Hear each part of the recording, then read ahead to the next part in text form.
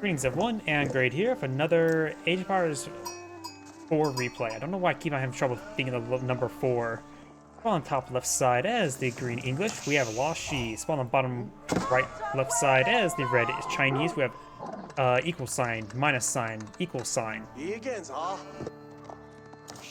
Let's see now, we do have water on this map, which can be important. It's also vulnerable to raids. It's also pretty far away. It's a good idea. Yes, green does send a single villager over here. Chinese players not mind to send a single villager over there. So this may seed the sea to green. Well, let's talk about each player's benefits. First, let's talk about the economic benefits.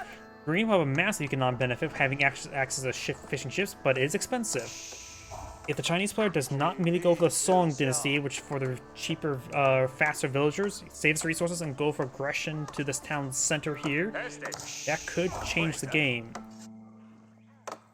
In the meantime, the English does also have access to some very powerful farms, which may not be deployed this game due to the fishing ships. The farms are 50% cheaper, and they also, with a nearby mill, they've become even better than deer in the feudal age. While the Chinese does have access to some various benefits, such as the additional villages such as Song Dynasty, Law Dynasty stuff, as well as the Imperial Official, which can also provide the 20% more resource drop-off, as well as the taxable gold collection.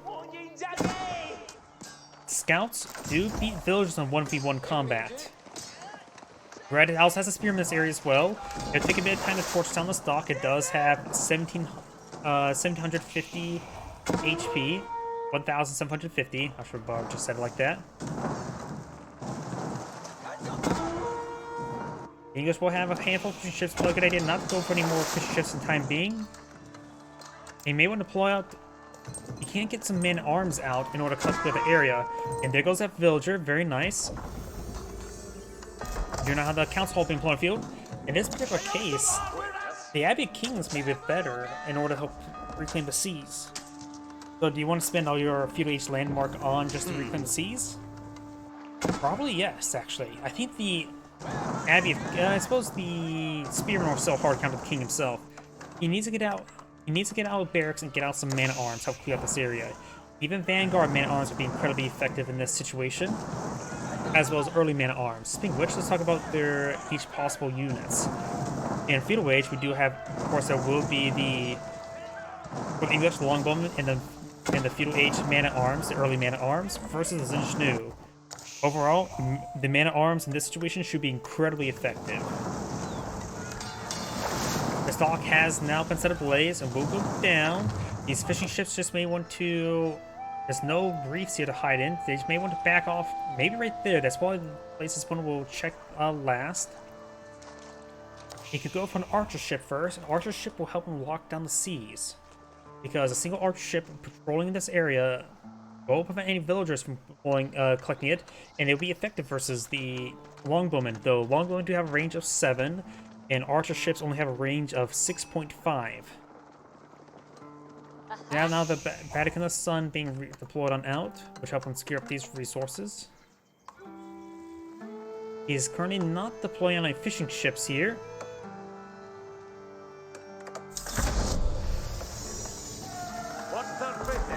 Going for a house now, going for some longbowmen. A battering ram can help destroy the sea as well. If he's able to destroy the dock before a single archer ship is pulled on out, it will help him claim the sea.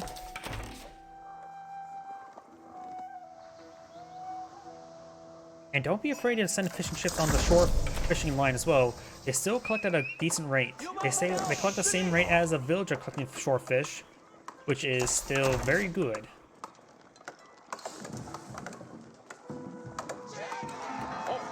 Handful of longbowmen will be very useful. The longbowmen are eyeing for the aggression, however, the Vatican of the Sun, which he has not scouted out yet, will stop him.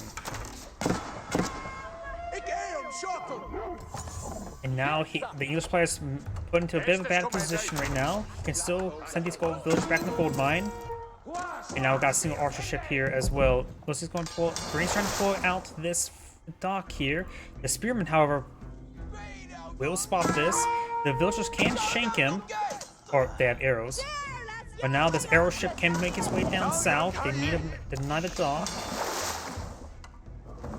Gotta quickly build the dock before the arrow ship comes down here. He does spread out the villagers there. This villager is severely wounded. One more arrow volley, and that villager's down. Yep. That villager's going down. Cancel dock and... Nope. Yep. And now the sea is claimed by Red.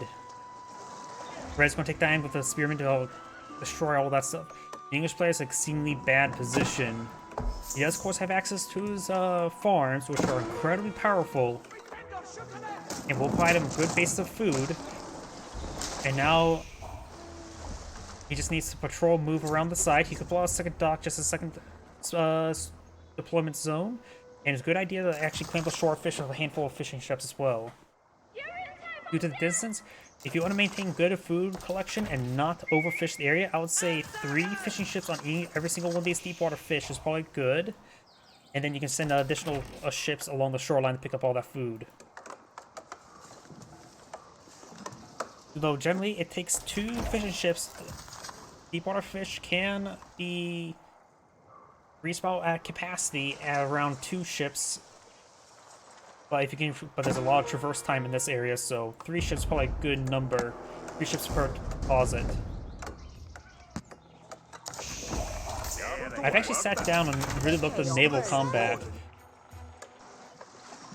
And you want, for me, you think it's a good idea. For me, I generally think it's a good idea to maintain a constant supply of food. So not overfishing, in my opinion, is good.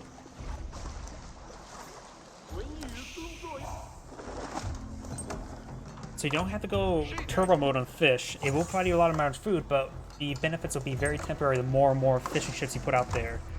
But the swordfish, there's a large amount of swordfish here. Every single one of these are 500. You don't respawn, of course, but that will give you a good amount of food if you put some fishing ships onto it as well. Just remember that's going to be a temporary amount. Temporary, but depending on your fishing ships, probably enough for the rest of the game.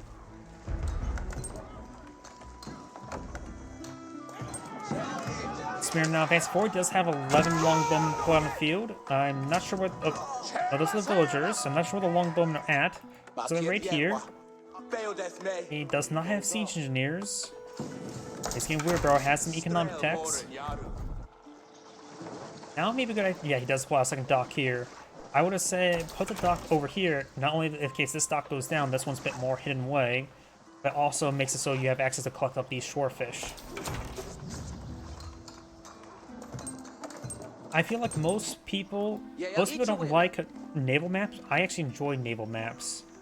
Call me crazy, but it's one of those things you have to really sit down and take a look at it. Sort of like how you look at the land, because it's a different kind of worms and actually a bit more balanced than most other matchups, naval matchups. Most civilizations' benefits or don't have big changes. Biggest one's probably Rus, and then followed probably the Abbasid Dynasty. Delhi Sultanate, since they're fishing ships have 1 arrow, which actually makes it so that they basically win the naval engagement here, because if you get a fishing ship there, you can pick off the villagers and send up some units to clean up the docks. In this map, Delhi Sultanate, with their basic arrow ships along the sea, they win.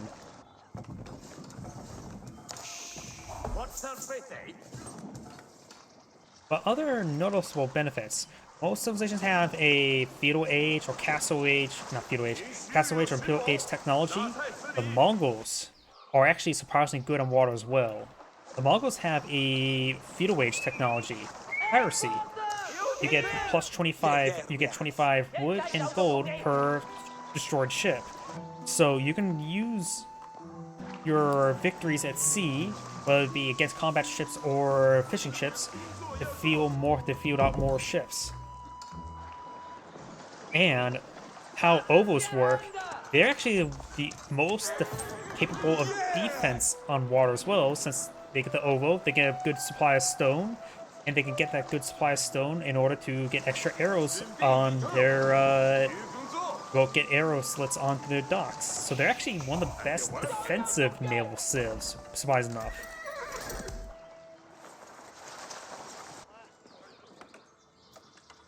Granted, there's not really any contenders when it comes to defense naval.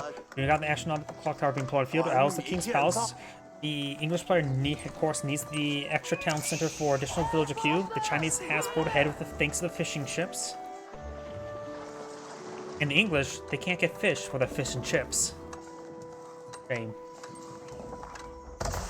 Though they won't be able to get fish and chips until... Because potatoes are not a thing at this time for a year. Because potatoes came from the New World. So there are no potatoes for the English to make their fish and chips in this age. Nor all the other stereotypes among potatoes of a lot of other countries, such as vodka for the Russians.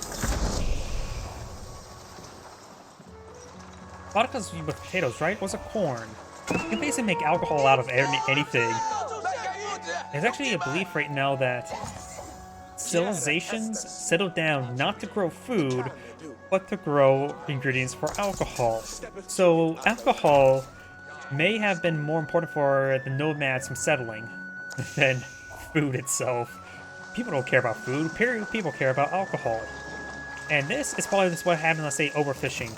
And since he didn't spread out some other fish over here as well, now he's going to overfish these deposits here. He does throw some more on the shore fish. But I think no more than 9 nor 10 on these deep water fishes you need to get a constant supply. He has 13. I think 9 is a good number. He needs to put a lot of other extra fishing ships on the shoreline now. You gotta make sure you spread out your fishing ships immediately in order so they get replenishment on the back ones. It'd be a little bit inefficient, but also, would you have a bit of inefficiency, or do you like a bit more sustain? And I'm going to Alt-Tab, so I'm going to bring up the Rumble chat just in case. We now have these palace guards pushing forward. Got, of course, King's Palace for defense, but doesn't have any additional damage or capacity. So these arrows will still face damage. It does have +1 pierce damage, so they do 7 damage per arrow.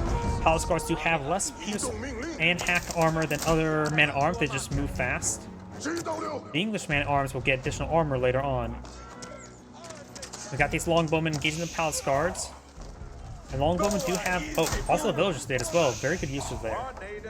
The longbowmen do also hit hard as well, so they will be decent versus palace guard. Not the greatest, but not the worst.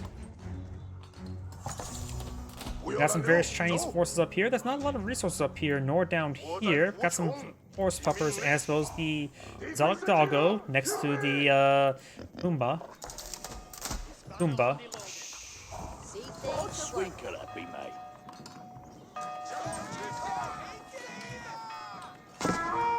I keep on saying, I want to say the word Puma because of Company Heroes 2, and Company Heroes 1. I have to remember it's Pumbaa, not Puma. And those palace guards are getting ripped apart. Does get +1 pierce armor with the palace guard. They need +2 as soon as they can. Imperial Academy now being fought by the Chinese. That is not the Imperial Tech Wonder. That is the other wonder for the English, not English, for the Chinese in this age, which allows basically acts as a lighthouse. We got another town center being plotted out here as well. Chinese players will have, of course, more villager queue at the moment. If he gets that build, because he didn't actually build the other wonder at the moment, or landmark. No, he did. He should have the... Oh, it's Tang Dynasty. It was song, right, for the reduced villager production time, right? I don't really... I need to look at the dynasties. I need to sit down and look at them. I just simply can't highlight this. Yep, now it's the Song Dynasty, so now he has the faster villager production, as well now 2 villager queues as well. So ultimately, he has 2.5 town centers. His opponent is still on 2. He also has all these fishing boats. SFBs are pretty good. They have a very powerful long-range attack, and since they're a long burst duration, it makes it very easy to track moving targets. So it's not easy to dodge SFBs. If SFBs were to get a nerf so they're a little bit less effective against infantry, one way to nerf is actually make the burst fire faster rather than slower, so it has less tracking. It may sound weird, but basically explaining it. It's probably good. Oh, that monk does drop the relic there so he can run away faster. A very rare thing to see, but he saved the monk. He also kind of barracks over here. Battery round, I'll push away forward. Spring Gold on the war junk does not do bonus damage to siege. And 50 pierce armor means it would take 1 damage each, but we got the palace guards here to hack apart that battery ram. That deer's dead. I don't think there's any meat left for him to claim. I suppose back then, the rocket arrows don't really explode, do they? They just use rocket to propel themselves. Does get a decent damage there. Does take out the nest of bees.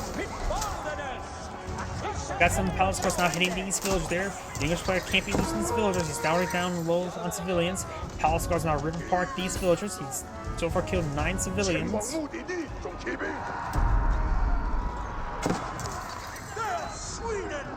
Another spearman does go down.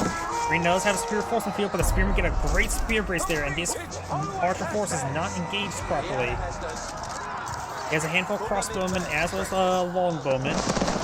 SBs finds a decent hit there.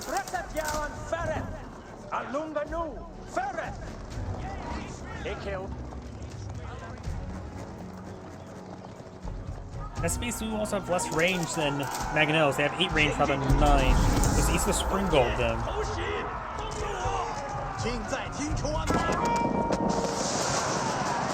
Does get a bit of damage there as well. Yeah, it's definitely overfishing. These deep water fish are already down half. Now we got these villagers trying to shank this monk, as we got the monk here trying to capture the sacred site.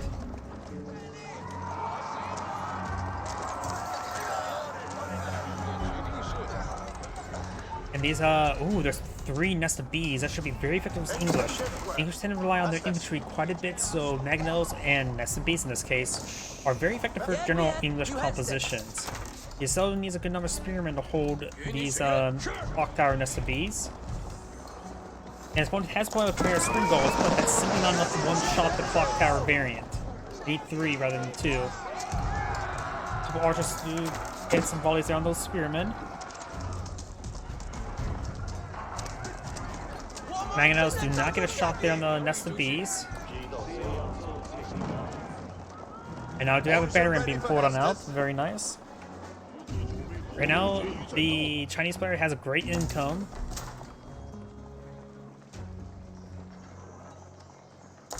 And I've been beginning to do this as well. That's my bad.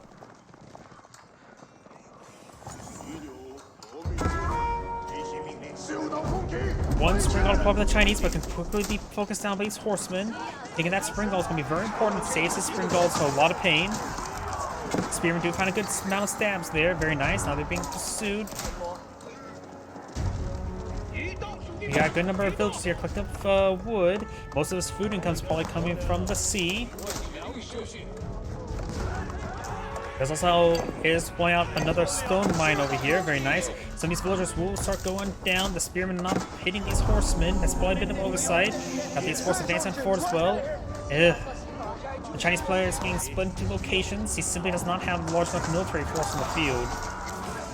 Does got one of the nested bees there. Very nice. There are now 3 of them on the field. Villagers are trying to shank these horsemen. They've got hand cannoneer slits there as well. Springald's advancing on forward. Red Springald does go down. Got a bit of damage there coming out onto the Springald. Let's get that Springald there. SB is fine. A volley there taking out that battering ram. Crossbows trying to advance on forward. Springalds do get a good volley there. Nest of bees.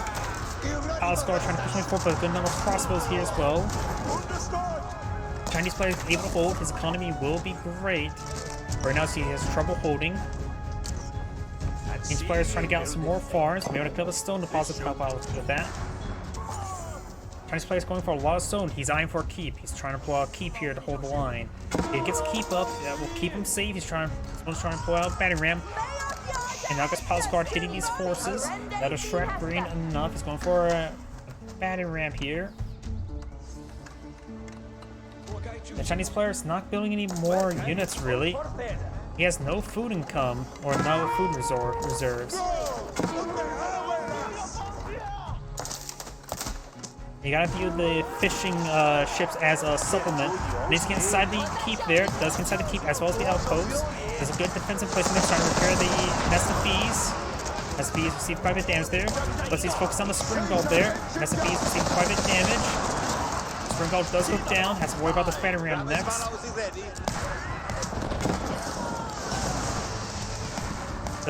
They will start torching down the battle ram now. Empire does have good amount of reserve resources.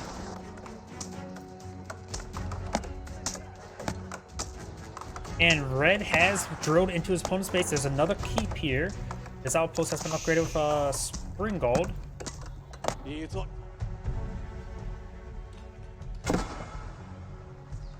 Yep.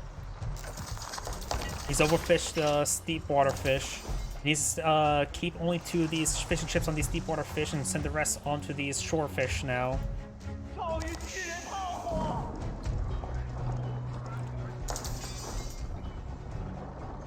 The Chinese player does have all of his economics currently researched. The English player still is getting some last food, getting some wood chopping, not going for the gold mining yet.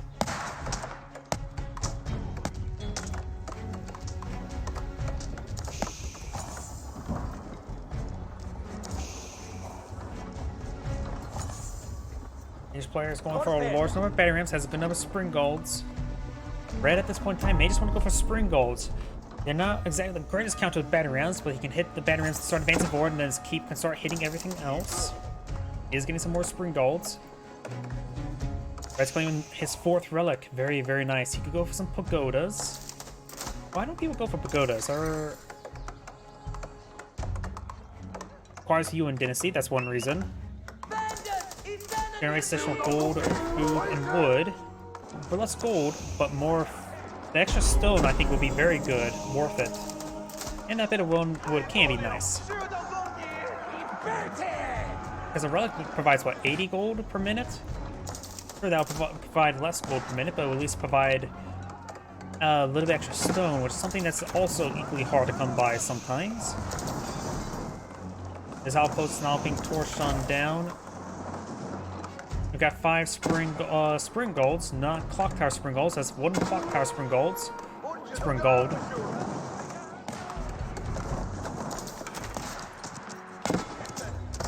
Got the King's Palace here. Now got a counter trebuchet sieging down English's base over here. Very nice. Conversion. Nope. They're trying to panic his opponent.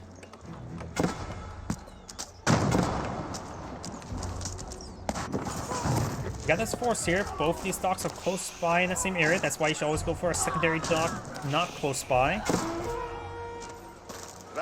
This battery ram will be slowly picked apart. It's best to use the arrow ships against it. It still has a second dock for food collection, which is important. The arrow ship should be able to deal with that battery ram before it punches both down those docks. But it'll be getting a little bit close, to say the least. Force Pupper's getting annihilated there. That dock does go down. This villager could come forward and start torching that battery ramp. He needs to make sure this dock stays up, or build another one up here.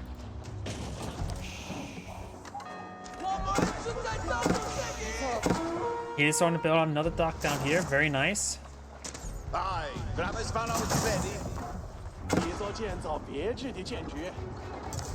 We got 3 nest of bees here. There's 3 clock tower nest of bees, 1 regular nest of bee on the field. We got a good number of siege for the Chinese. Oh, yep, and that dock will not survive. Another dock is being built. Spring Gulls, engage Spring Gulls. Red has a good number of Spring Gulls. Man at arms, getting hit by the nest of bees. There's not a large front line for Red, so these man at arms will connect with these Spring Gulls. And he needs to focus on the nest of bees first. The siege nest of bees have gone down. And that's why you need a front line for your siege.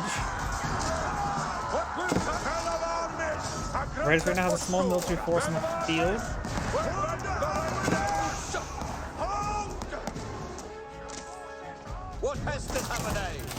Battery ram will be picked on off. He is going to maintain his food collection here.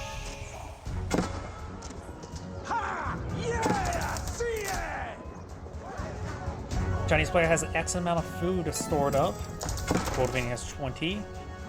If the Chinese player gets enough gold, he can go ahead and gauge up. He's also castle deep creeping, and villagers now coming forward to torch down the King's Palace. It has no inherent fire armor. You know it's stone-like. It's not composed of stone, it's composed of tinder. Actually, it's composed of food and gold.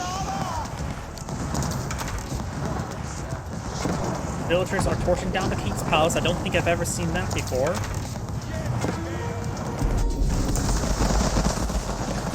Good damage there. King's Palace has been torched down. Got some longbowmen here for defense. Outposts will slowly be picked on off. Nest of bees and spring push way forward, so no front line for red here.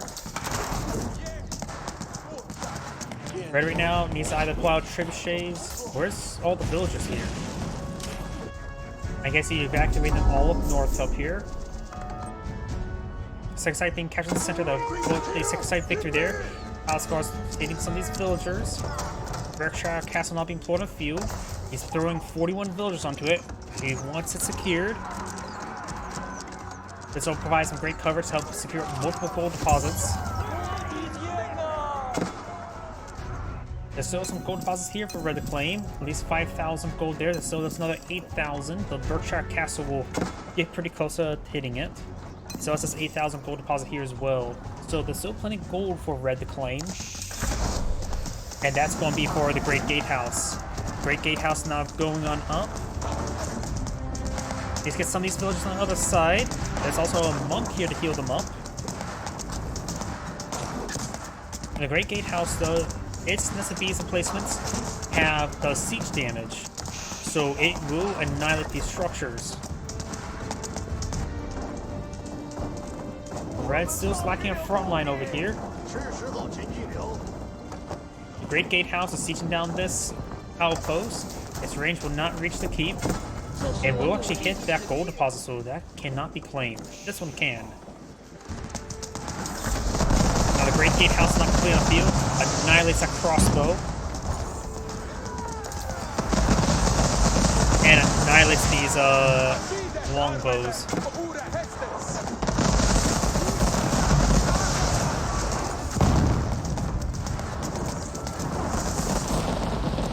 Palace guards push way forward. So I got these palace guards in this area as well, which is being annoying.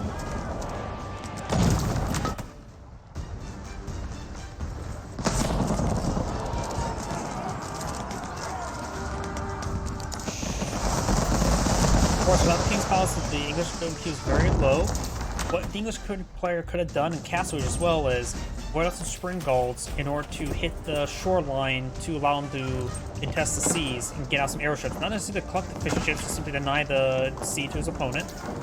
Palace guards turning forward, but the Berkshire Castle is getting some great damage there. Its extra arrows are doing 14 damage each, and these Palace guards only have 5 armor, so they're getting annihilated to say the least. I also got this keep over here as well, providing some good damage. Now got the elite Palace Guard research. Need some elite army tactics there. Palace is starting to go down for the English. Palace Guard is trying to hit these villagers as well. The English can't be losing these villagers. He still needs them severely badly. And Berkshire Castle is able to provide some fire support as well.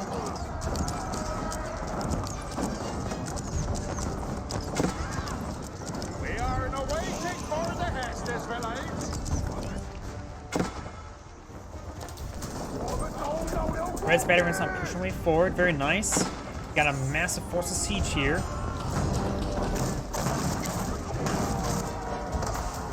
If you can take out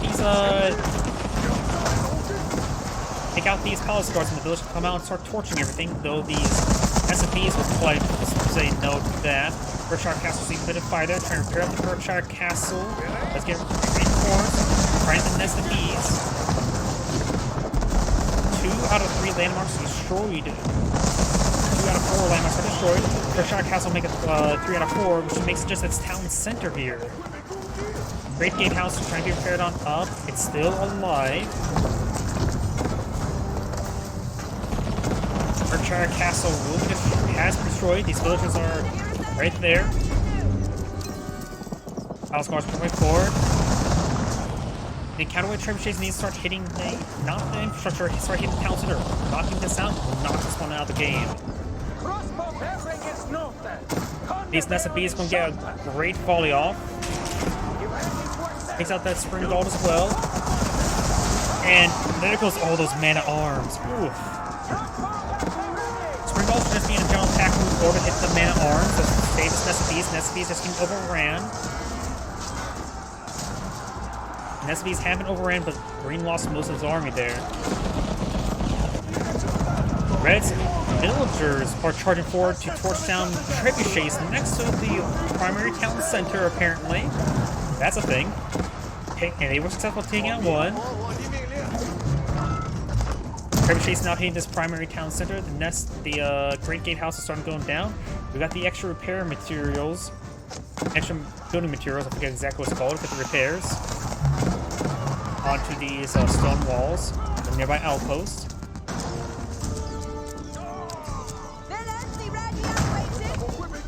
Yeah, this looks like just the end of the game for green. Gonna get some more archer ranges. And that is end of replay. This is Anagrid saying thank you for watching and on to the next replay.